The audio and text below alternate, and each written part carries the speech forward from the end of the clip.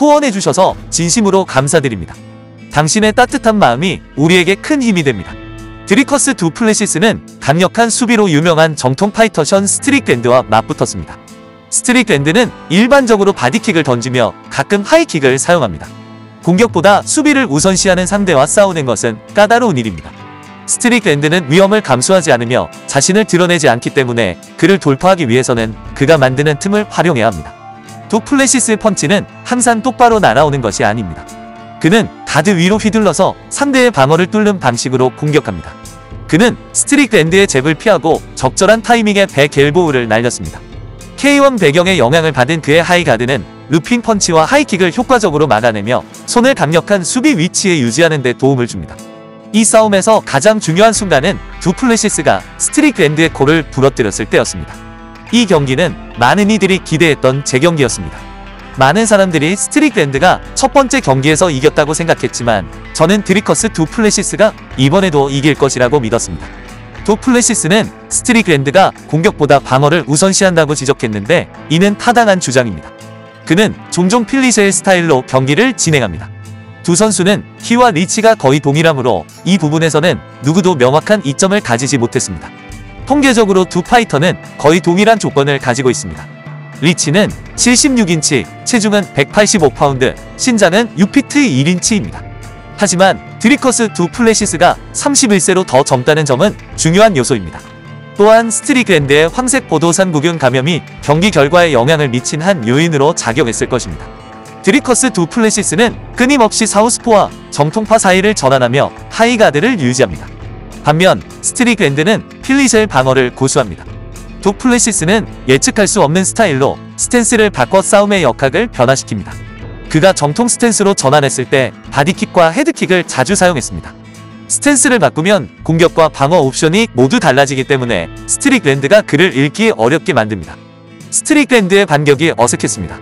그는 안정적인 스탠스를 유지하지 못하고 그의 움직임은 갑작스럽고 종종 불균형한 자세에서 반격을 시도합니다. 어색한 스탠스를 취하면서도 통제력을 유지하는 이리 프로아즈카와는 달리 스트릭랜드의 포지셔닝은 그를 취약하게 만들 수 있습니다. 스트릭랜드는 방어를 너무 우선시하다 보니 반격할 포지션을 유지하는 대신 자주 후퇴하게 됩니다. 때로는 더 나은 공격을 위해 작은 타격을 감수해야 할 때도 있습니다. 항상 뒤로 물러선다면 싸울 기회가 사라질 것입니다. 상대가 공격할 때는 반격하거나 전략적으로 공격을 흡수할 준비가 되어 있어야 합니다. 스트릭랜드의 손은 여기저기로 움직여 방어가 예측 불가능할 뿐만 아니라 일관성도 없습니다. 반면 두 플래시스는 더 체계적인 하이가드를 유지하며 효과적으로 차단하고 반격할 수 있도록 손을 제자리에 고정합니다. 스트릭랜드의 독특한 방어 방식은 그에게는 효과적이지만 누구나 그렇게 싸울 수 있는 것은 아닙니다. 그의 스타일을 따라 하려 해도 같은 방식으로 성공하기는 어려울 것입니다. 어느 순간 스트릭랜드가 입술을 깨물고 있는 것처럼 보였습니다. 그런 일이 이전에도 있었던 것 같습니다. 하단 마우스피스가 없으면 펀치에 쉽게 베일 수 있습니다. 하지만 그의 표정은 매우 차가웠습니다. 다시 한번 그가 항생제를 복용하고 있는지 궁금해졌습니다. 그의 황색 포도산구균 감염이 최근에 발생한 것 같았기 때문입니다. 두 플래시스는 매우 역동적인 선수로 발차기, 회전 공격, 강력한 펀치를 혼합하여 사용했습니다. 그의 타격은 정확하고 바디킥이 스트릭랜드의 갈비뼈에 완벽하게 적중했습니다. 방어를 우선시하는 상대와 싸우는 것은 어렵습니다. 그들이 만들어내는 작은 틈을 최대한 활용해야 합니다. 심지어 스트릭랜드의 코너에서도 그가 공격적으로 충분히 하지 못한다고 느끼고 더 많은 출력을 요구했습니다. 드리커스 두 플래시스는 자신에게 가해지는 피해를 최소화하면서 스트릭랜드와의 싸움을 이끌어내려고 했습니다. 그는 지배적인 모습을 보였지만 모든 타격이 여전히 그의 몸에 피해를 주고 있었습니다. 한 가지 중요한 움직임은 그의 바디킥이었습니다. 이 킥은 반복적으로 적중하며 효과를 보였습니다. 그 킥은 실제로 그가 균형을 되찾는 데 도움이 되었고 그 힘이 그를 다시 제자리로 돌려놓았습니다. 두 플래시스는 상대의 타격을 맞을 위치에 놓이게 하면서도 스트릭랜드가 오른손을 너무 뻗으면 더 큰 틈이 생기는 상황을 이용합니다. 스트릭랜드가 공격할 때 그의 팔이 뻗어갈수록 갈비뼈가 확장되어 더 취약해집니다. 갈비뼈를 보호막이라고 생각해보세요. 팔을 접으면 갈비뼈가 보호되지만 팔을 뻗으면 갈비뼈가 벌어져 부러지거나 다칠 위험이 높아집니다. 특히 간이나 몸통이 맞으면 치명적일 수 있습니다. 스트릭랜드의 우선순위는 방어이지만 이 상황에서 그는 뒤로 물러나며 균형을 잃었습니다. 그가 반격하고 싶어도 몸의 모든 무게가 잘못된 방향으로 가고 있어 힘을 낼 수 없었습니다. 두플레시스의 머리에 가하는 타격은 힘이 부족했습니다. 스트릭랜드가 더 균형을 잡았다면 그는 체크 레프트 훅을 날리거나 자신의 무게를 펀치에 실을 수 있었을 것입니다. 두플레시스는 스트릭랜드의 균형이 깨진 포지션을 잘 이용했습니다. 선수가 방어를 우선시할 때 약점을 기회로 바꿔야 합니다. 두플레시스의 다양한 공격 기술은 인상적입니다. 그는 거리를 좁히고 잽을 미끄러뜨린 후 아름다운 스피닝 백 엘보우를 날립니다. 이는 드리커스 두플레시스가 상대방이 포지션을 잃었을 때 어떻게 역동적인 타격을 할 수 있는지를 완벽하게 보여줍니다. 두플레시스의 스피닝 백 엘보우가 팔꿈치 지점에 완벽하게 떨어지지는 않았지만 삼두근에 적중했습니다. 어쨌든 아름다운 타격이었습니다. 그러나 이 공격으로 인해 그의 등이 노출되었고 스트릭랜드가 이를 이용할 수 있는 기회를 갖게 되었습니다. 만약 스트릭랜드가 드리커스 두플레시스의 등을 잡았다면 알렉사 그라소가 발렌티나 셰브첸코를 상대로 한 것처럼 항복으로 이어질 수 있었을 것입니다. 두플레시스는 스트릭랜드에게 싸움을 이끌어낼 수 있었지만 동시에 위험을 감수했습니다. 스트릭랜드가 두플레시스의 노출된 등을 이용했다면 싸움의 양상이 바뀌었을지도 모릅니다. 하지만 대신 두플레시스는 회전하는 백엘보우와 하이킥으로 깨끗하게 타격을 성공시켰습니다. 이스라엘 아데사냐나 알렉산더 볼카노프스키와 같은 파이터들은 손을 높이 들고 바디킥과 헤드킥을 방어합니다. 반면 스트릭랜드의 필리셀 방어는 그가 더 빠르게 결정을 내리고 손을 제자리에 두어야 한다는 점에서 차이가 있습니다. 블록하는 데는 몇 분의 1초가 걸리기 때문에 두플레시스의 하이킥이 스트릭랜드의 얼굴에 정확하게 적중할 수 있었습니다. 두플레시스는 스트릭랜드가 손을 아래로 내리는 습관을 잘 이용했습니다. 특히 스트릭랜드가 공허한 상태에 있거나 근거리에 있을 때 더욱 그랬습니다. 스트릭랜드는 멀리 떨어져 있을 때는 이런 행동을 할 수 있었지만 블록할 위치에 있지 않을 때는 두플레시스가 깨끗한 샷을 날릴 수 있었습니다. 두플레시스의 하이킥은 완벽하게 착지했습니다. 그 다음 싸움에서 가장 중요한 순간은 두플레시스의 오른손이 스트릭랜드의 코를 부러뜨린 장면입니다. 스트릭랜드는 찡그린 얼굴로 코를 잡고 조정하는 모습이 보였습니다. 두플레시스는 펀치를 날릴 때마다 완벽한 기술로 스트릭랜드의 가드를 뚫고 타격을 가했습니다. 스트릭랜드가 부상을 입었을 때 두플레시스는 주저하지 않고 그에게 압박을 가하며 붙어 싸움을 끝내려고 했습니다. 흥미로운 점은 스트릭랜드가 주짓수에 대한 탄탄한 배경과 괜찮은 레슬링 실력을 가지고 있음에도 불구하고 결코 태클을 시도하지 않았다는 것입니다. 타격에 어려움을 겪고 있다면 그래플링으로 전환할 수 있습니다. 누군가의 가드를 통과하거나 스윕할 수 없다면 여전히 일어나서 펀치를 날릴 수 있습니다.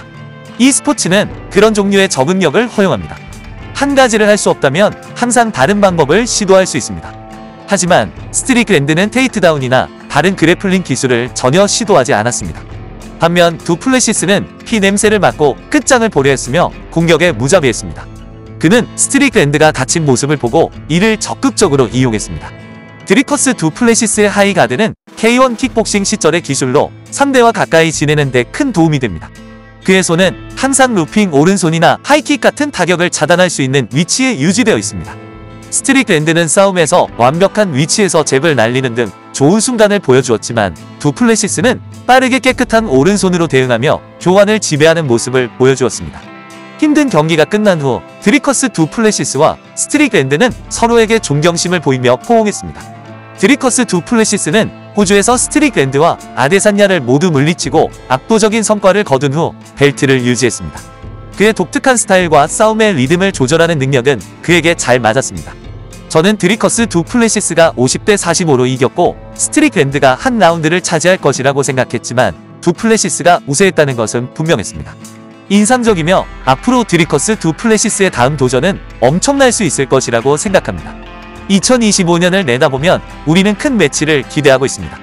알렉스 페레이라는 중요한 싸움을 앞두고 있으며 드리커스 두플레시스는 함자트 치마에프와 맞붙을 예정입니다. 두 선수가 각각 다가올 상대를 물리친 후 그들이 맞붙는 모습을 보고 싶습니다. 하지만 2025년은 좀 이르다고 생각하며 2026년이 더 현실적으로 느껴집니다. 스트릭랜드의 경우 그의 푸시킥은 지난 몇 년 동안 그의 전략의 핵심 부분이었습니다. 향후 경기에서 이것이 어떻게 진화하는지를 보는 것은 흥미로울 것입니다. 더 나아지려면 자존심을 접고 새로운 기술을 배우며 스스로 발전해야 합니다. 이는 절대적으로 사실입니다. 스트릭랜드가 진화하고 싶지 않거나 새로운 기술을 배우기를 거부한다면 그것은 그의 선택입니다. 하지만 같은 접근 방식을 계속한다면 더 나은 결과를 기대할 수 없습니다. 이를 광기라고 부릅니다. 같은 일을 반복하면서 다른 결과를 기대하는 것입니다. MMA는 실제 싸움 중에 끊임없이 새로운 기술을 배우고 적용할 수 있다는 점에서 독특합니다. 모든 새로운 기술과 움직임이 싸움의 결과를 완전히 바꿀 수 있습니다. 션 스트릭랜드가 8개월 동안 그래플링에 집중해 리듬, 움직임, 전반적인 게임을 개선한다면 엄청난 이익을 얻을 수 있을 것입니다. 이는 그가 지난 4년 동안 해왔던 것과 같은 방식으로 스파링과 훈련을 계속하는 것보다 훨씬 더 도움이 될 것입니다. 저는 완벽한 운동선수라고 주장하는 것은 아니지만 훈련하고 싸울 때 항상 제 자신의 최고 버전이 되기 위해 노력했고 끊임없이 발전해왔습니다. 스트릭랜드는 필리셀 방어를 사용하고 있으며 상대가 펀치를 날릴 때까지 기다렸다가 잽과 오른손으로 반격합니다. 그는 방어에 집중하며 뒤로 물러나지만 실제로는 태클을 시도하지 않습니다. 스트릭랜드는 고전적인 복싱 자세로 돌아와 손에 의존하고 그래플링 교환을 피하고 있습니다. 스트릭랜드의 동일한 스타일이 2025년에도 적용된다면 실질적인 진화나 조정 없이 같은 스타일을 계속 볼 수 있을 것입니다. 스트릭랜드의 접근 방식이 수년에 걸쳐 매우 일관되게 유지되고 있다는 것입니다. 특히 방어 스타일, 복싱에 대한 의존성, 그래플링 교환에 참여하려는 주저함과 관련해서는 더욱 그렇습니다. 이러한 일관성은 경우에 따라 강점이 될 수 있지만 다른 파이터처럼 적응하고 진화하지 못한다면 약점이 될 수도 있습니다. 최근 몇 년 동안 션 스트릭랜드의 진화 부족을 돌아보면 특히 챔피언이 된 후 33세 선수가 스타일을 바꿀 수 있을지에 대한 고민이 드는 것 같습니다. 스트릭랜드는 33세입니다. 세계 챔피언이 새로운 기술을 배우도록 강요할 수 있을까요? 답은 복잡합니다. 가능하지만 특히 선수가 특정 스타일로 오랫동안 성공을 거두었을 때 어려울 수 있습니다. 스트릭랜드의 자아가 진화를 막는다면 그는 스스로를 제한하고 있을 가능성이 큽니다. 반면 그가 진화하고 새로운 기술을 배우기로 선택한다면 그의 전반적인 게임에 상당한 이점이 될 수 있습니다. 하지만 시간이 지나야 알 수 있을 것입니다. 스트릭랜드가 적응할 수 있는지는 미래의 싸움에서만 확인할 수 있습니다. 두플레시스는 자신이 얼마나 역동적인 선수인지 다시 한번 입증했습니다. 그는 지배적인 방식으로 타이틀을 방어했으며 그의 독특한 스타일은 반격하기 어려운 모습을 보여주었습니다. 두플레시스의 경우 그의 미래는 밝아 보이며 미들급 부문에서 지배적인 세력이 될 수 있습니다. 스트릭랜드의 경우 그가 자신의 스타일을 적응시키고 게임에 새로운 기술을 추가할 수 있는지가 관건입니다.